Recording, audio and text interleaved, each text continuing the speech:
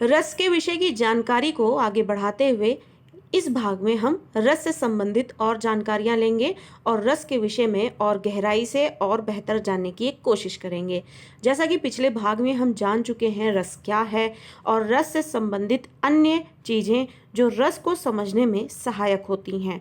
अब इस भाग में हम पढ़ेंगे कि रस के भेद क्या हैं और उन भेदों को बेहतरीन तरीके से समझेंगे कि वो क्या हैं, उनके स्थायी भाव, अनुभाव और अन्य चीज़ें जो रस से संबंधित जानकारी को जरूरी बताती हैं, वो जानकारियाँ लेते हुए इनको समझने की कोशिश करते हैं।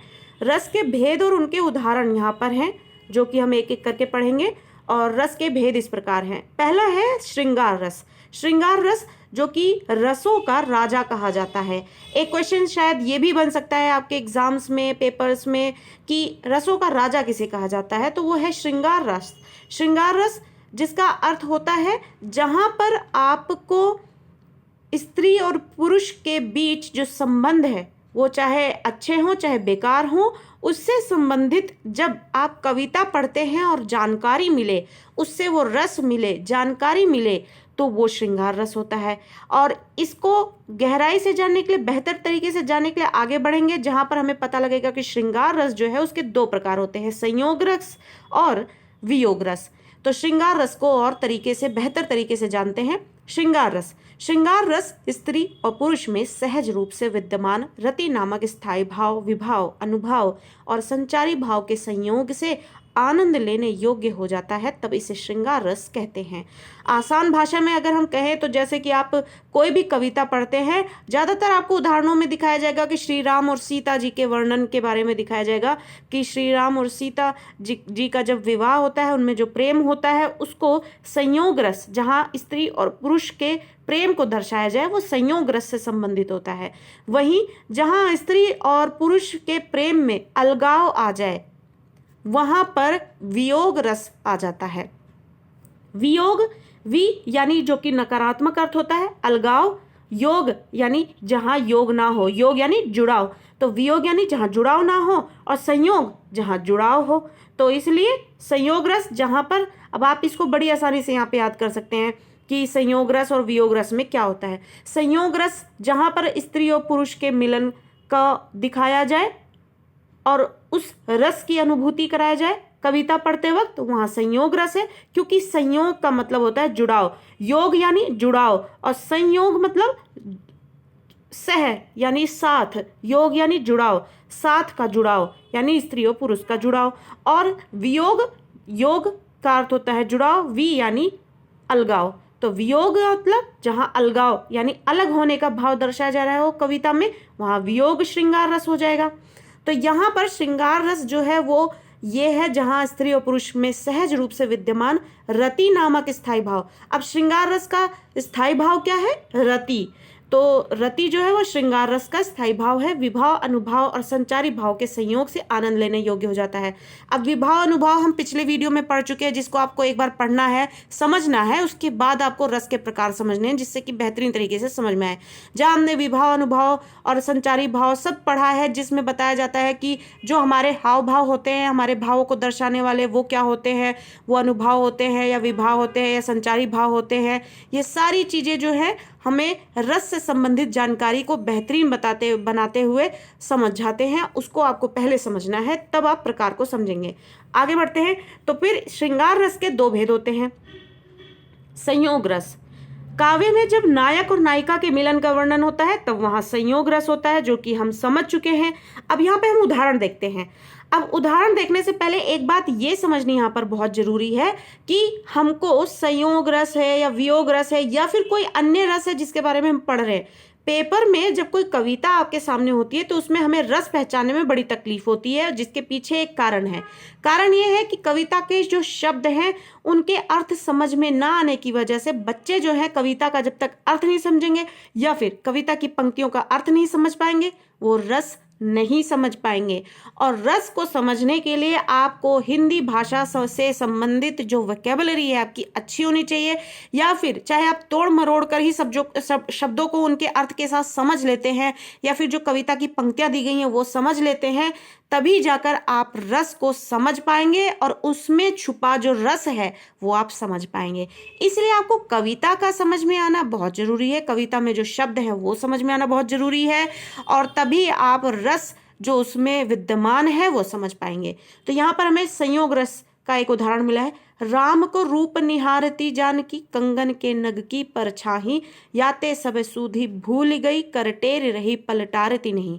अब इन पंक्तियों का अर्थ यहाँ पर यह है कि राम को निहारते हुए जो जानकी हैं यानी सीता मैया हैं, वो सब कुछ भूल जाती हैं, सुध गंवा देती हैं, और वो टे की रही पलटारती नहीं, और अपनी पलके जो है एक बार को झपकाती नहीं है। रूप राम को जब रूप वो निहारती रह जाती हैं तो सब कुछ भूल जाती हैं और सुध बुध खो देती हैं और राम को ही निहारती रह जाती हैं। तो राम को निहारना यानी उनके प्रेम में डूबना है, तो इसलिए यहाँ पर संयोग रस है।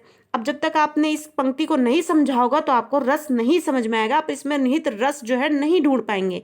तो पंक्तियों का अर्थ हमें ये बताता है कि सीता मैया जो है जो राम के रूप को देखकर बल बल जाती हैं, उनके रूप को निहारती रह जाती है और सुध बुध खो बैठती हैं और उन्हीं को निहारती रह जाती हैं। अब बात होगी वियोग रस की, जहां हम पहले ही समझ चुके हैं कि वियोग का अर्थ होता है जहां योग ना हो।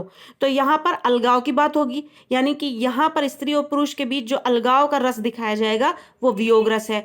प्रिय से बिछड़कर वियोग अवस्था में दिन बिता रहे नायक नायिका की अवस्था का वर्णन होता है, तब वियोग रस होता है। उदाहरण है, मनमोहन ते बिछुरी जब सो, तन आसुन सो सदा धोवती हैं। अब गोपियां जो हैं जब वो श्री कृष्ण से बिछड़ जाती हैं तो उनकी याद में और उनकी राह देखते देखते आंसुओं से धो उठती हैं। तो मनमोहन यानी श्री कृष्ण ते बिछुरी से बिछड़कर जब से बिछड़ी हैं मनमोहन से, तन आंसुअन सो सदा धोवती हैं, उनका जो शरीर है वो आंसुओं से धो उठा है। तो इस तरीके से आंसुओं से धोने का क्या मतलब है कि ये प्रक्रिया नहीं है उनको अपनी साफ सफाई का, ये कोई तरीका नहीं है उनका, बल्कि जो आंसुओं की धारा है उनका आवेग इतना है कि वो रुक नहीं रहा है और उनका दुख इतना बड़ा हो गया है मनमोहन के वियोग में, श्री कृष्ण के वियोग में, कि वो आंसू जो है उनके शरीर को भिगोती चली जा रही हैं। अब एक और उदाहरण है, बिनु गोपाल बहरिन भई कुंजे। अब यहां बता रहे हैं कि बिनु गोपाल बैरिन भई कुंजे, तब ये लता लागती अति शीतल, अब भई विषम ज्वाल की पुंजे। जब श्री कृष्ण थे तो वातावरण में मौजूद हर एक चीज उनको प्यार का संदेश देती हुई लगती थी, शीतल लगती थी, अच्छी लगती थी, लेकिन अब सब तो जैसे ज्वाला यानी आग की लपटों की तरह लगती हैं, यानी कि कुछ भी अच्छा नहीं लग रहा है वियोगावस्था में श्री कृष्ण से गोपियों का। तो यहाँ पर वियोग रस हो गया। अगला है हास्य रस। हास्य जो कि नाम से ही पता चलता है, जहां पर हंसी मजाक से संबंधित जानकारी मिले, रस मिले कविता को पढ़कर, हास्य विनोद से संबंधित। तो देखते हैं कि क्या होता है हास्य रस में। किसी विचित्र यानी ऐसा जो नॉर्मल ना हो, आदमी उसी को देखकर हंसता है जो आपके डेली लाइफ से रिलेटेड नहीं होता, कुछ अलग होता है, डिफरेंट होता है, तो आदमी हंस देता है उस पर कि किस तरीके से है ये चीज। तो किसी विचित्र व्यक्ति को देखकर या वस्तु को देखकर, आकृति को देखकर, वेशभूषा को देखकर, असंगत क्रिया यानी कुछ असंगत क्रिया जो कि सही ना लगे काम, वैसा क्रिया विचार देखना, व्यवहार देखना आदि को देखकर जिस विनोद भाव यानी हास्य से संबंधित का संचार होता है उसे हास कहते हैं। हास के परिपुष्ट होने पर हास्य रस की उत्पत्ति होती है। हास्य का जो संचारी भाव है वो हास होता है।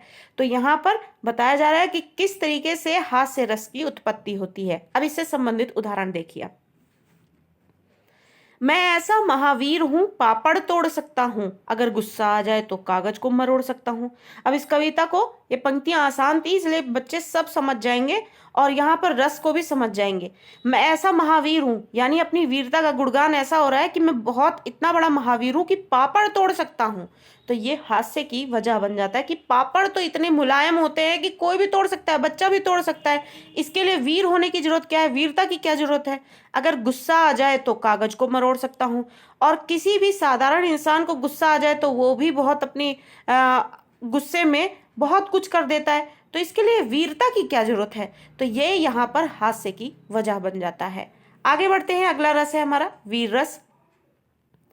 युद्ध में वीरों की वीरता के वर्णन में वीर रस परिपुष्ट होता है। जब कभी कविता में हमें किसी भी राजा के शौर्य का गान देखने को मिलता है, गीत देखने को मिलता है कि इस राजा ने अपने समय में इस तरीके से युद्ध लड़े और राज्य को अपने कब्जे में लिया, तो ये उसकी वीरता है कि उसने अपनी शक्ति से, बल से इस तरीके के काम किए, अपनी वीरता का प्रदर्शन किया और इस तरीके से अपना साम्राज्य तैयार किया। तो वीर रस क्या होता है कि युद्ध में वीरों की वीरता के वर्णन में वीर रस परिपुष्ट होता है। जब हृदय में उत्साह, जब तक आप में उत्साह नहीं होगा आप वीरता कैसे दिखा सकते हैं। तो उत्साह नामक जब स्थायी भाव होगा, स्थायी भाव जो कि हमने पढ़ा कि स्थायी भाव क्या होता है कि ये वीर रस जो हम अपनी वीरता को दिखा रहे हैं उसके लिए उत्साह का होना बहुत जरूरी है। और ये भाव जो है हमारे अंतर में निहित होता है, ये हमारे अंतर से निकलता है, हमारे अंदर से निकलता है उत्साह। तो ये स्थायी भाव हो जाता है। स्थायी मतलब जो स्थित है पहले से। तो ये उत्साह हमसे हो, जब हमें होता है तो हम अपनी वीरता को दिखाते हैं, और इसी के विभाव से, अनुभाव से, संचारी भाव के सहयोग से वीर रस की उत्पत्ति होती है। अब उदाहरण देखते हैं हम। हे सारथे, हे द्रोण, क्या देवेंद्र भी आकर अड़े, है खेल क्षत्रिय बालकों का व्यूह भेदन कर लड़े। मैं सत्य कहता हूँ सखे सुकुमार मत जानो मुझे, यमराज से भी युद्ध में प्रस्तुत सदा मानो मुझे। अब यहाँ पर देख सकते हैं आप किस तरीके से कविता का आप सारा अर्थ भी नहीं समझ पाएंगे तो भी आप इतना अगर इन चीज़ों की प्रैक्टिस करते रहेंगे तो आपको अंदाजा हो जाएगा कि इस कविता में क्या बताया जा रहा है, कि किस तरीके से कह रहे हैं कि हे द्रोण, क्या देवेंद्र भी आकर अड़े, है खेल क्षत्रिय बालकों का, क्या क्षत्रिय होना बालकों का खेल है, व्यूह भेदन कर लड़े। मैं सत्य कहता हूँ सखे, अगर सुकुमार मत जानो मुझे, सुकुमार यानी मुझे कोमल ना जानो, मुझे इतना निर्बल ना जानो, मेरे सामने अगर यमराज भी युद्ध में प्रस्तुत हो तो सदा मुझे प्रस्तुत वहां पर मानो, मैं यमराज से भी लड़ने को तैयार हूं। तो यहाँ पर यमराज से लड़ने के लिए भी अपने आप को सदा प्रस्तुत तैयार समझना वीरता को यहाँ पर दिखाता है। आगे चलते हैं और देखते हैं अगला रस। अगला रस है रौद्र रस। रौद्र यानी क्रोध से संबंधित। क्रोध की अधिकता से उत्पन्न इंद्रियों की प्रबलता को रौद्र कहते हैं। रौद्र आप देखेंगे कि कई बार व्यक्ति गुस्से में होता है तो किस तरीके से कंपन होने लगता है उसके शरीर में गुस्से के प्रभाव से। तो क्रोध की अधिकता से उत्पन्न इंद्रियों की प्रबलता को रौद्र कहते हैं। यानी कि हम इतना गुस्सा होते हैं, इतना क्रोध आया हुआ होता है कि हमारी जो इंद्रियां हैं उन इंद्रियों में उसकी प्रबलता बढ़ती चली जाती है, वही रौद्र है। रौद्र है यानी क्रोध है।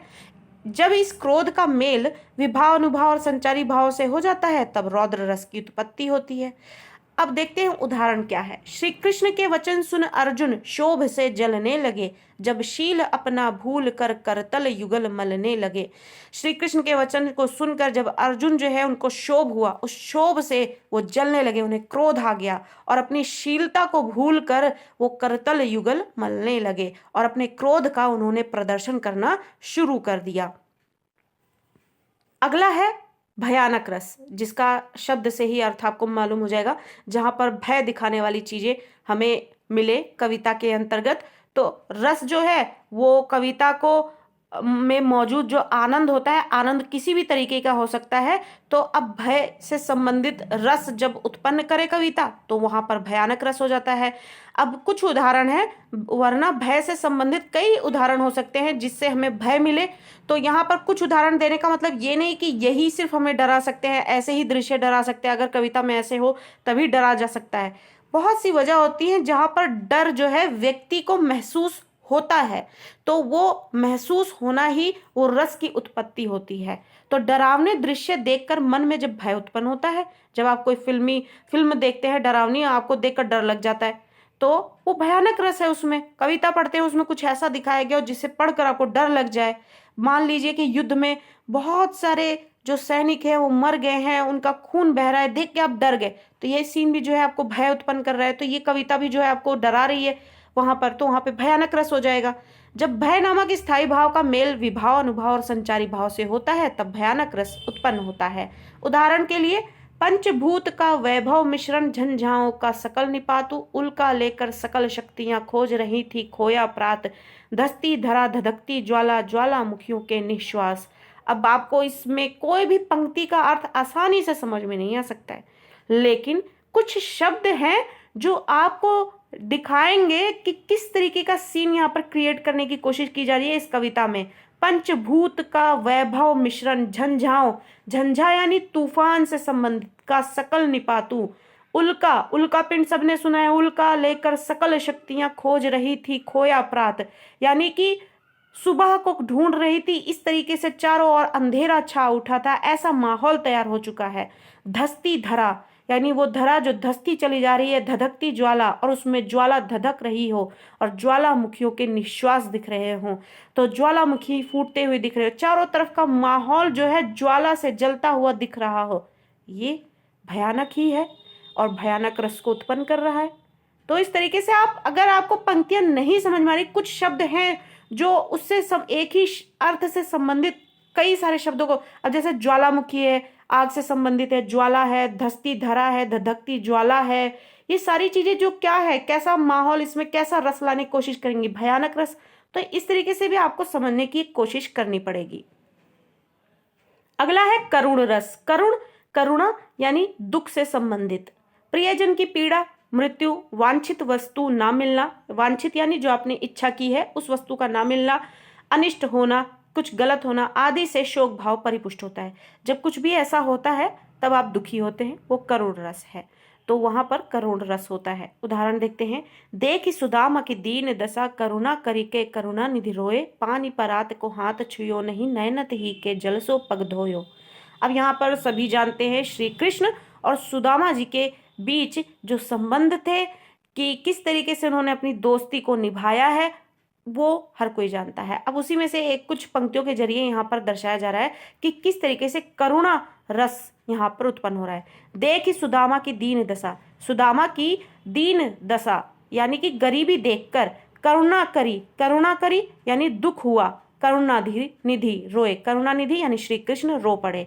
पानी परात को हाथ छुयो नहीं, पानी, पहले रिवाज था कि कोई व्यक्ति जब मेहमान आता था तो परात में पानी भर के उसके पैर धोए जाते थे, तो वही बात बोली जा रही है कि पानी परात को हाथ छुयो नहीं, पानी से भरे परात को हाथ भी नहीं लगाया श्री कृष्ण ने।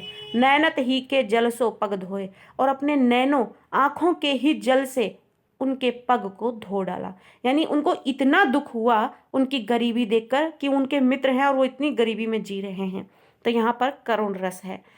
अब है अगला रस विभत्स रस। विभत्स रस का स्थायी भाव है जुगुप्सा, अत्यंत गंदे और घृणित दृश्य विभत्स रस की उत्पत्ति करते हैं। विभत्स यानी जो आपको घृणा उत्पन्न करें किसी भी गंदी चीज को देखकर, माहौल को देखकर, तो गंदी और घृणित वस्तुओं के वर्णन से जब घृणा भाव पुष्ट होता है तब ये रस उत्पन्न होता है। कैसे, देखते हैं उदाहरण।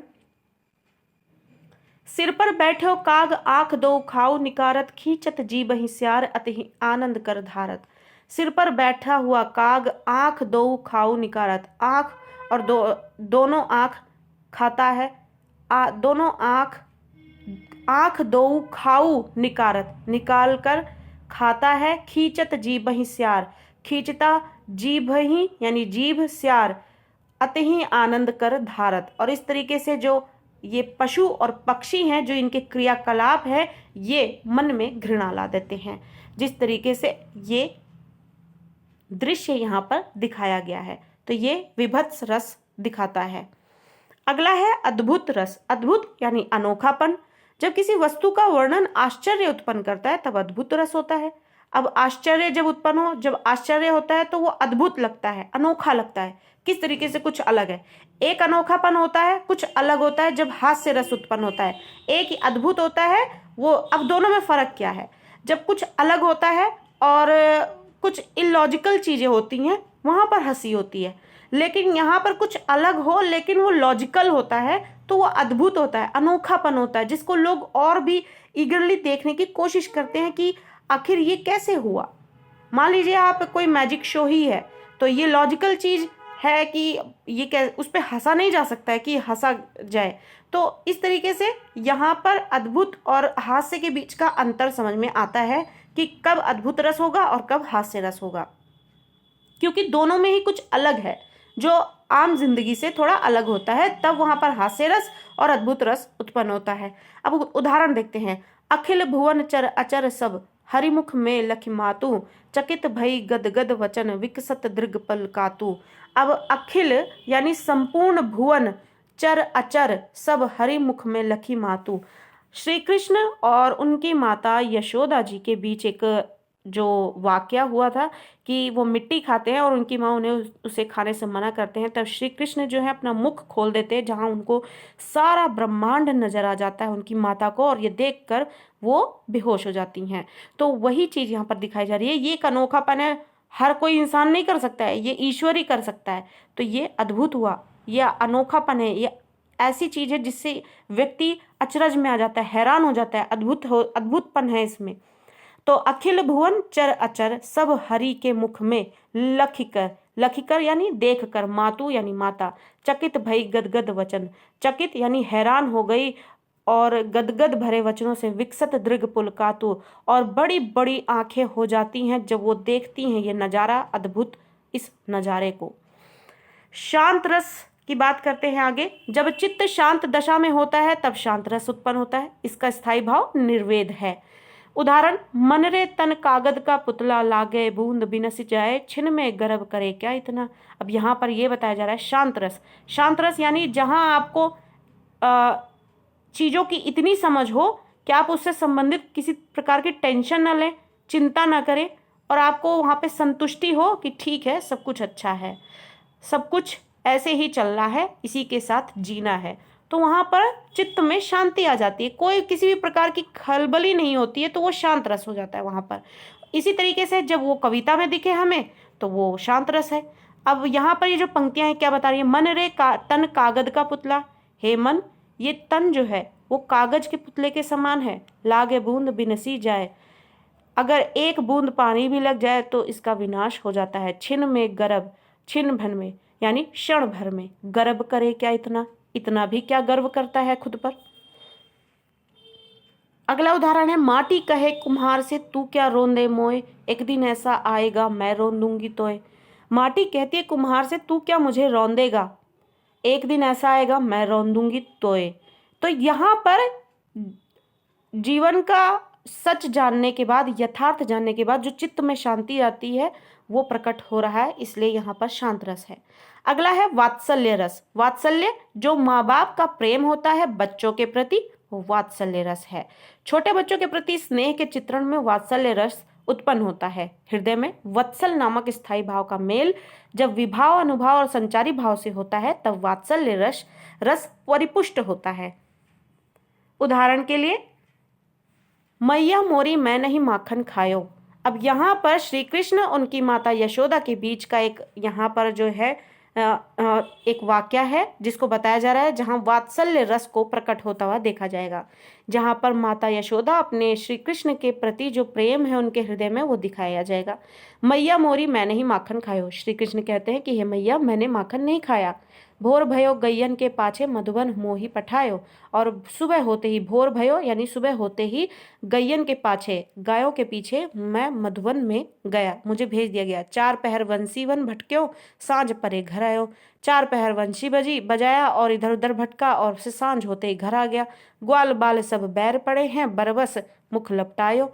और ग्वाल बाल जो है, जो उनके सखे हैं, वो भी सब साथ में हैं और कभी बरबस मुख लपटायो और इधर उधर वो भी अपने अपने कामों में लग गए हैं और कुछ से बैर हुआ है। मैं बालक बहियन को छोरो, छीको के ही विधि पायो, सूरदास तब बेहसी, यशोमती मैं उर कंठ लगायो। इस तरीके से माता ने उनको अपने कंठ से लगा लिया उनकी इस प्यार भरी बातों को सुनकर। तो यहाँ पर वात्सल्य रस देखने को मिलता है।